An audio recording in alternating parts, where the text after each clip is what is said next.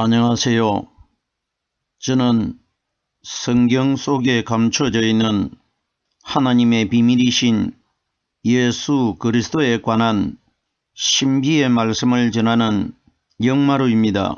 오늘은 신약 성경 야고보서 5장 14절로 15절 말씀 속에 기록되어 있는 믿음의 기도는 병든 자를 구원한다는 제목의 말씀을 통하여 성령 하나님께서 우리에게 가르쳐 주시는 말씀의 깨달음에 은혜를 받고자 합니다.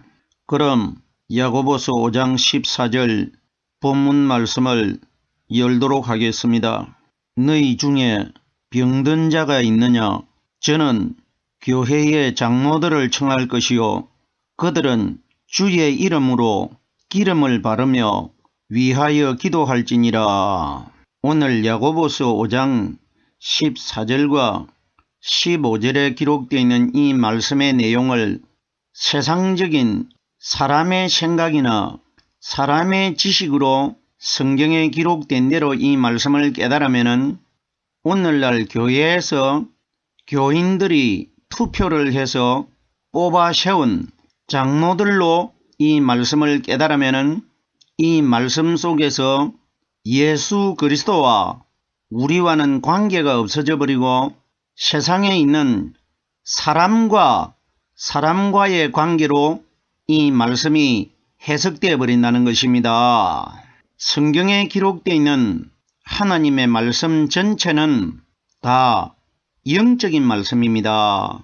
영적인 말씀이라는 것은 하나님 자체가 영이시고 이 땅에 오신 예수 그리스도가 바로 영입니다. 그럼 우리들은 성경에 그 어떤 내용들이 기록되어 있을지라도 이 성경 속에 기록되어 있는 내용을 통해서 하나님이신 예수 그리스도와 이 말씀이 연관이 되어야 이 말씀을 통해서 우리들이 하나님을 믿을 수 있는 믿음이 된다는 것입니다. 말씀 한 구절이라도 예수님과 연관이 되지 않으면 이 말씀들은 우리들에게 하나님을 믿을 수 있는 믿음이 되지 않는다는 것입니다. 자, 그럼 보세요. 오늘 본문 말씀을 영이신 하나님과 연관을 시켜서 이 말씀을 풀어보겠습니다. 너희 중에 병든 자가 있느냐 이렇게 묻는 것은 여기에 너희라는 대상이 누구냐? 오늘날 이 땅에서 하나님을 믿고 있는 우리 신앙인들 전체를 너희라고 합니다. 그러면은 너희 중에 병든 자가 있느냐 이렇게 하나님이 물으시면은 우리 신앙인들 중에 병든 자도 있고 병이 치료된 사람이 있기 때문에 너희 중에 병든 자가 있느냐 이렇게 기록되어 있는 것입니다.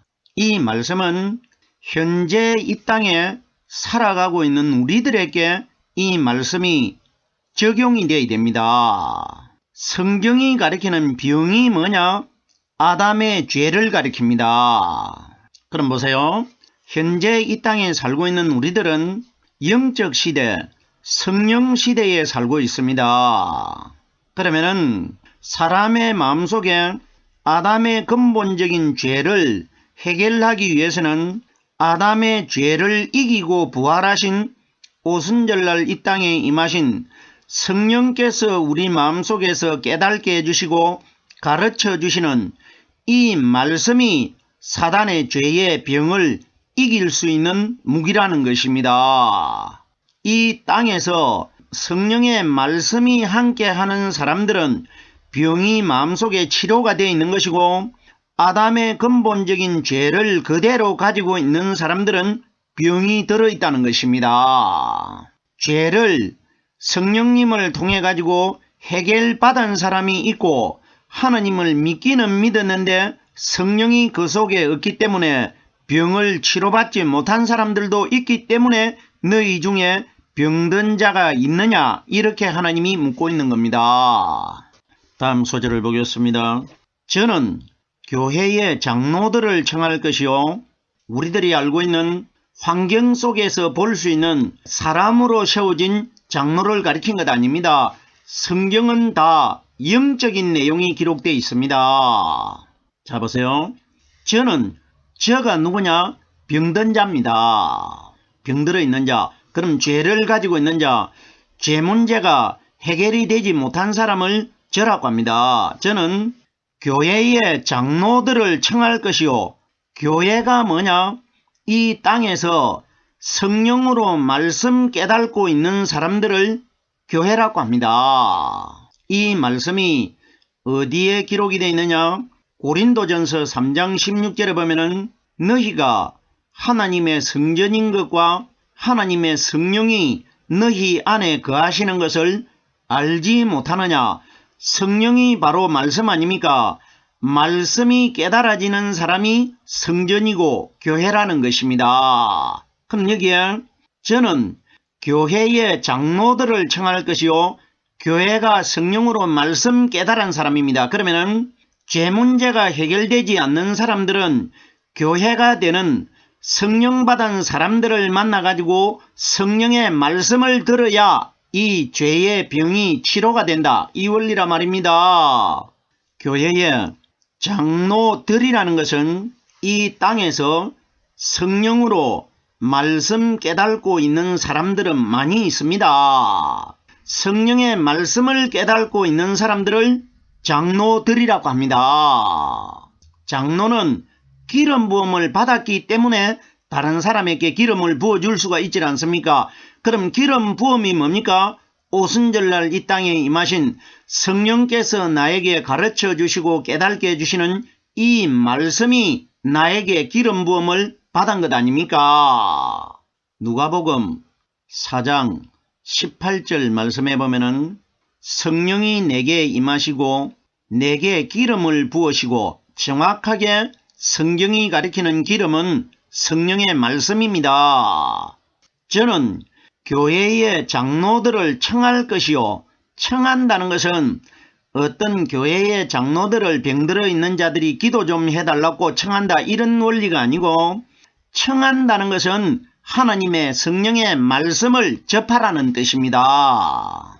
성령으로 깨닫고 있는 말씀을 가진 사람을 만나서 그 말씀을 들어야 된다. 이걸 교회의 장로들을 청하는 겁니다. 말씀을 만나는 것을 장로를 청하는 것이라고 합니다. 자 보세요. 장로들을 청할 것이요. 성경에 보면은 베드로전서 5장 1절에 베드로가 나는 너희와 함께 된 장로된 자요 이렇게 합니다. 베드로 자신을 장로라고 합니다. 요한 3서 1장 1절에 보면은 장로는 사랑하는 가이요 곧 나의 참으로 사랑하는 자에게 편지하노라. 여기에 장로가 누굽니까? 사도 요한입니다. 사도 요한도 장로라고 기록이 되어 있고 베드로도 장로라고 기록이 되어 있는데, 성경에 나오는 베드로와 사도 요한은 상징적으로 오순절날 이 땅에 임하실 성령님의 그림자입니다. 그럼 보세요. 베드로도 자기를 장로라고 하고 사도 요한도 자기를 장로라고 합니다. 그러면 오늘날 우리 시대에 이 말씀을 적용을 시키면은 오늘날 이 땅에서 하나님을 믿는 신앙인들 중에 성령으로 말씀 깨달은 사람들을 장로라고 하는 겁니다. 자 보세요. 저는 교회의 장로들을 청할 것이요 하는데 사도행전 10장 5절 이후의 말씀에 보면은 베드로라 하는 시몬을 청하라 이렇게 기록되어 있습니다. 사도행전 10장 44절 말씀에 보면은 베드로가 말할 때에 성령이 말씀 듣는 모든 사람에게 내려오시더니, 자 보세요. 베드로는 성령의 사람입니다. 그럼 여기에 본문에 야고보서에 저는 교회의 장로들을 청할 것이요, 정확하게 장로가 베드로처럼 성령 받은 사람들을 가리킨 것입니다. 그러면은 오늘날 내 마음속에 죄 문제가 해결이 되지 못하고 죄로 인해서 병들어 있는 사람들은 반드시 성령을 통해서 말씀 깨달은 사람을 만나야 내 병을 치료받을 수 있다. 이 원리인 것입니다. 계속해서 다음 소절을 보겠습니다. 그들은 주의 이름으로 기름을 바르며, 그들은 장로들이라는 것은 성령으로 말씀 깨달은 사람들을 그들이라고 합니다. 그러면은 그들은 주의 이름으로 기름을 발라라고 합니다. 일반적으로 알고 있는 원리로 깨달아 보면은 교회에 있는 장로님들이 그러면은 병들어 있는 사람에게 기도해 주기 위해서 기름병을 들고 간다는 것입니까? 이것은 현실과는 전혀 맞지 않는 내용 아닙니까? 그럼 보세요. 그들은 주의 이름으로 기름을 바르며, 기름을 바른다는 것은 성령으로 깨달은 말씀을 병든 자에게 복음으로 전하는 것이 기름을 바르는 것입니다. 정확하지 않습니까? 여기에 주의 이름이라고 하는데, 주의 이름이 뭐냐? 오순절날 이 땅에 임하신 성령은 예수 그리스도의 이름으로 이 땅에 오셨습니다. 그러면은 주의 이름으로 오신 오순절날 임하신 성령께서 가르쳐 주시고 깨닫게 해주시는 이 말씀을 죄 문제를 해결받지 못하고 병들어 있는 자들에게 복음으로 전해야 병든 자가 치료될 것이라, 이걸 주의 이름으로 기름을 바른다고 하는 것입니다. 이름에 관하여 요한복음 14장 14절 말씀해 보면은 너희는 내 이름으로 무엇이든지 내게 구하면 내가 시행하리라. 내 이름으로, 예수님 이름으로 기도드렸습니다. 이 이야기가 아니고 내 이름으로 오신 성령께서 가르쳐 주시고 깨닫게 해주시는 이 말씀이 너희 속에 들어가면은 모든 것을 내가 시행해 준다는 것은, 성경이 가리키는 모든 것이라는 것은 성경에 기록되어 있는 신구약 성경 전체의 말씀을 모든 것이라고 합니다. 그러면은 내 이름으로 오신 성령이 너희 마음속에 영접이 되어야 성경에 기록되어 있는 이 말씀이 그때부터 다 깨달아지기 시작할 것이라, 이걸 내가 시행하리라, 이 원리입니다. 결단코 우리들이 알고 있는 기도 이야기 아닙니다. 그들은 주의 이름으로 기름을 바르며, 기름을 바른다는 것은 성령 받은 사람을 통해 가지고 다른 사람에게 말씀이 복음으로 전파되는 원리를 기름을 바른다고 합니다. 자, 보세요. 기름을 바른다는 이 단어에 관하여 마가복음 6장 13절 말씀해 보면은 많은 귀신을 쫓아내며 많은 병인에게 기름을 발라 고치더라. 자, 보세요. 제자들이 그러면 기름병을 가지고 다니면서 병들은 사람에게 기름을 발라 고쳤다, 이 원리가 아니지 않습니까? 제자들이 고친 것은 뭡니까? 고칠 수 있는 재료가 뭡니까? 예수님께서 주신 하나님의 말씀 아닙니까? 말씀을 가지고 귀신을 쫓아내고 병든 자를 치료시키지 않습니까? 그럼 여기에 많은 귀신을 쫓아내며 많은 병인에게 기름을 발라 고치더라. 성령으로 깨달은 말씀이 기름입니다. 말씀으로 우리가 가지고 있는 아담의 근본적인 죄가 물러갈 것이고 치료될 것이라, 이 원리인 것입니다. 기름을 바르면 위하여 기도할지니라. 보세요. 여기서 우리가 잘 깨달아야 되는데, 그럼 우리들이 여기에 기록된 대로 깨달으면은 교회에 세워진 장로님들이 병들어 있는 사람들에게 찾아가 가지고 야고보서에 보면은 장로들을 청해야 된다고 하기 때문에 병들어 있기 때문에 장로님 우리 집에 와가지고 기도 좀 해주십시오. 야고보서 5장 14절에 보면은 병들어 있을 때 장로님들을 청하라고 했기 때문에, 그러면은 장로님들이 가서 기도는 해 주시는데, 그러면 기름은 무엇을 가지고 갈 겁니까? 기름은 여기에 성경에 기름을 가지고 가가지고 발라라고 기록이 되어 있는데, 그럼 이것이 우리가 알고 있는 현실과는 다른 내용 아닙니까?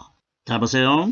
위하여 기도할지니라. 위한다는 것은 병들어 있는 자를 위해서 기도할지니라, 이 원리 아닙니까? 그럼 보세요.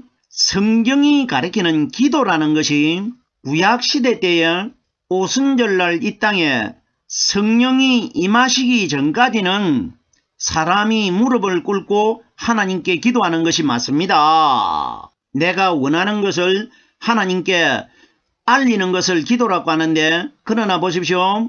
구약에서는 오순절날 성령이 이 땅에 오시지 않았기 때문에, 예수님이 아직까지 성령 세례를 받지 않았기 때문에 사람들이 다 땅에서 하늘에 있는 하나님께 상징적으로 무릎을 꿇고 기도를 한 것이 맞습니다. 근데 보세요.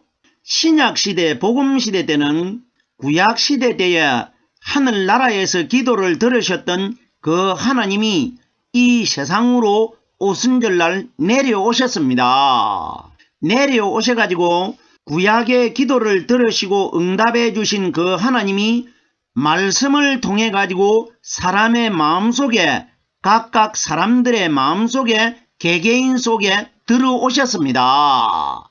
성령만 받기만 하면, 그럼 보세요.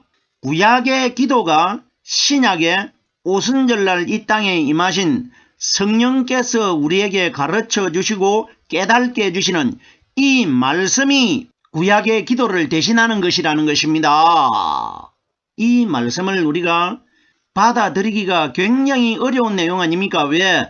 세상 사람들이 기도가 영적으로 하나님과 교제를 나누는 생명이라 이렇게 말하고 있고, 기도는 영혼의 호흡이라 이런 표현을 많이 하고 있기 때문에, 보세요. 그러면은 오순절날 성령이 이 땅에 2020년 동안 이 땅에 머물고 계시는데, 성령으로 말씀 깨달은 사람들이 기도를 하고 있는 것이겠습니까? 성령은 받지 못하고 무릎을 꿇고 구약의 사람들이 기도하듯이 계속해서 기도만 하고 있는 사람들과 마지막 심판주가 이 땅에 오셨을 때 어떤 분류의 사람들을 선택하겠습니까? 마음속에 성령으로 말씀 깨닫고 있는 사람을 선택하는 것입니다. 그럼 보세요. 여기에 기도는 오순절 성령이 이 땅에 오신 이후부터는 성령과 말씀으로 교제를 나누는 것이 바로 하나님과 기도의 영적 교제를 나누는 것입니다. 이것이 기도입니다. 보세요. 정말 이 땅에서 성령으로 말씀 깨닫고 있는 사람들은 기도를 시간을 정해놓고 하질 않습니다. 왜? 항상 길을 가든지 집에 있을 때나 누웠을 때나 말씀만 매일 그 사람의 마음속에서 생각이 나고 깨달아지기 때문에 이것이 바로 하나님과 교제를 나누는 영적 기도 아닙니까? 이것이 기도입니다. 그럼 보세요. 병든 자를 위하여 장로가 기도할지니라 하는 것은 사람이 성령을 통해 가지고 깨달은 말씀을 죄를 가지고 있는 사람들에게 복음을 전파시키는 것이 기도하는 것입니다. 이걸 기록한 것입니다. 우리들이 알고 있는 장로님들이 병든 자에게 찾아가 가지고 기도해준다, 이런 원리 결단코 아닙니다. 성경이 가리키는 장로는 성령 기름 부음을 받은 사람, 말씀이 성령으로 깨달아지는 사람을 장로라고 합니다. 계시록에 요한이 24장로를 목격을 했는데, 그 24장로는 구약의 야곱의 아들 12명, 신약의 예수님의 사도 12명, 이걸 24장로, 그러면 결론적으로 상징적으로 이 말씀을 깨달아 보면은 구약에서 하나님을 잘 믿은 사람, 신약에서 성령으로 말씀 깨달은 사람을 24장로라고 합니다. 이 사람들이 기름 부음을 받은 24장로라고 합니다. 성령으로 말씀 깨달은 사람들을 가리킨 것입니다. 자, 보세요. 마가복음 11장 17절 말씀해 보면은 예수님께서 내 집은 만민이 기도하는 집이라. 그럼 보세요. 냉정하게 현실적으로 깨달아 봅시다. 여기에 예수님이 말씀하시는 내 집이라고 하는 것을 오늘날 우리 신앙인들이 어떻게 알고 있느냐? 교회로 알고 있질 않습니까? 그러면은 예수님이 내 집은 한 것은 우리 사람의 마음을 가리킨 것입니다. 그런데 사람들은 교회로 깨닫고 있단 말입니다. 이거 잘못된 것 아닙니까? 내 집이라는 것은 예수님의 성령의 말씀이 내 속에 들어오셔야 우리가 예수님의 집이 됩니다. 내 속에 거처를 삼고 내 속에서 계시기 때문에, 그래서 보세요. 내 집은 만민이 기도하는 집이라, 내가 이 세상의 만민들 속에 내 성령의 말씀이 깨달아지면은, 말씀을 교제를 나누기 시작하면 그것이 바로 내가 너희 안에 있고 너희는 내 말씀 속에 있기 때문에 너희와 내가 기도하는 집이 될 것이라, 교제 나누는 것을 기도라고 합니다. 이걸 말씀하신 것입니다. 오늘 야고보서 5장 14절에서 15절 말씀까지를 깨달으려고 했는데 5장 14절 한 구절 말씀을 깨달는데 정해진 시간이 다 됐습니다. 남아있는 5장 15절 말씀은 다음 시간에 이어서 말씀을 깨닫도록 하겠습니다. 오늘은 여기까지만 하겠습니다.